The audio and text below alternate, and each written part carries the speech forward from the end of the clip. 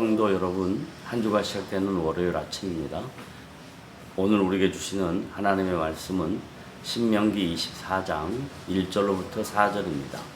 사람이 아내를 맞이하여 데려온 후에 그에게 수치되는 일이 있음을 발견하고 그를 기뻐하지 아니하면 이혼 증서를 써서 그의 손에 주고 그를 자기 집으로 내보낼 것이요, 그 여자는 그의 집에서 나가서 다른 사람의 아내가 되려니와 그의 둘째 남편도 그를 미워하여 이혼 증서를 써서 그의 손에 주고 그를 자기 집에서 내보냈거나 또는 그를 아내로 맞이한 둘째 남편이 죽었다 하자, 그 여자는 이미 몸을 더럽혔은즉 그를 내보낸 전 남편이 그를 다시 아내로 맞이하지 말지니 이 일은 여호와 앞에 가증한 것이라.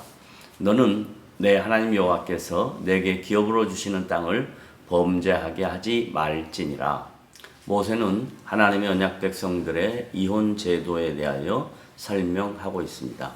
창세기 2장 24절에서 모세는 결혼이 하나님의 일반적인 축복 중에 하나임을 강조하고 있습니다. 이 하나님의 일반적인 축복이 인간의 범죄로 말미암아 변질되었고 퇴색되어 버렸습니다.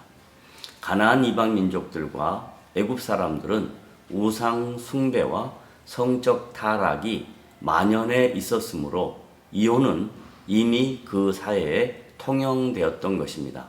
하지만 하나님의 언약 백성들은 하나님의 일반적 축복인 결혼 제도를 중시하였고 이혼은 가급적 피해왔습니다.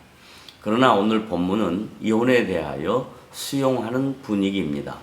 이것은 하나님의 언약 백성들의 삶 속에 더 큰 죄악과 아픔을 미연에 방지하기 위한 최소한의 허용인 것입니다.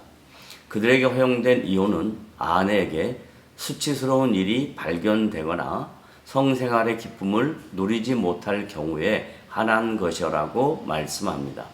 이러한 이유 때문에 이혼을 해야 할 경우 이혼 증서를 꼭 써줘야 한다고 오늘 본문에서 기록합니다.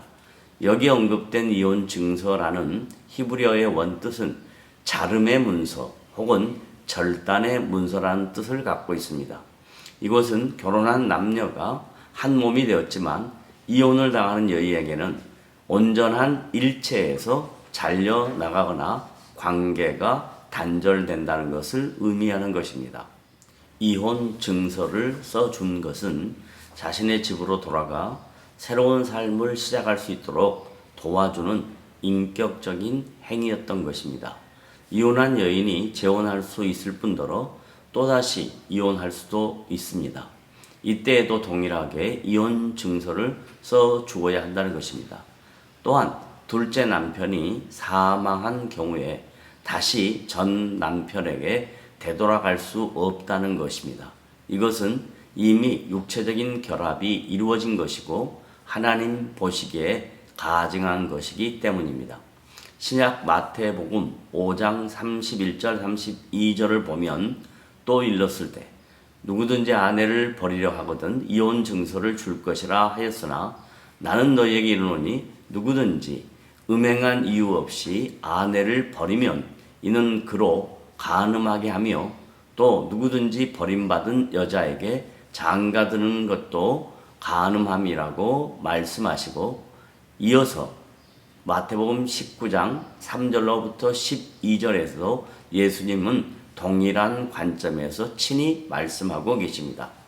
사도 바울도 고린도전서 7장 39절을 통해 아내는 그 남편이 살아있는 동안에 매어 있다가 남편이 죽으면 자유로워 자기 뜻대로 시집갈 것이나 주 안에서만 할 것이니라고 권면하고 있습니다.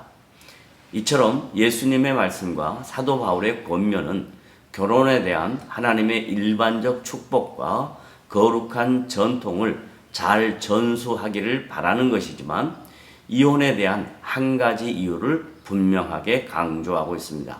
누구든지 음행한 이유 외에 아내를 버리지 말라고 명령합니다. 이 명령은 지금 21세기를 살아가고 있는 모든 사람들에게 깊이 묵상해야 할 하나님의 말씀인 것입니다.